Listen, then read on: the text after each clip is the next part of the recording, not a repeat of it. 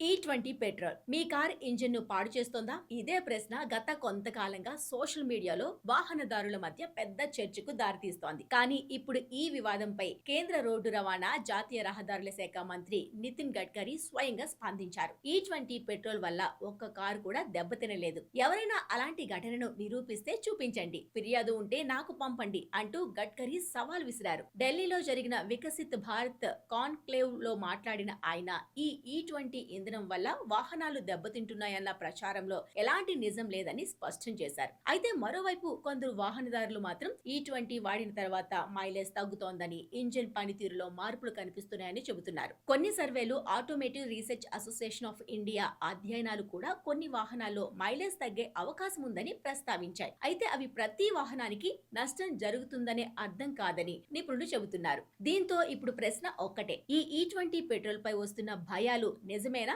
లేక అపోహలేనా? ఒకవైపు కేంద్ర ప్రభుత్వం ఈ ఇంధనాన్ని భవిష్యత్తు ప్రత్యామ్నాయంగా ప్రోత్సహిస్తుంటే, మరోవైపు వినియోగదారులు మరింత స్పష్టమైన శాస్త్రీయ ఆధారాలు, దీర్ఘకాలిక అనుభవాల కోసం ఎదురు చూస్తున్నారు. మరి మీరు మీ వాహనంలో E20 పెట్రోల్ ఉపయోగిస్తున్నారా? మీ అనుభవం ఎలా ఉంది? కామెంట్ చేసి మీ అభిప్రాయాన్ని తెలియజేయండి.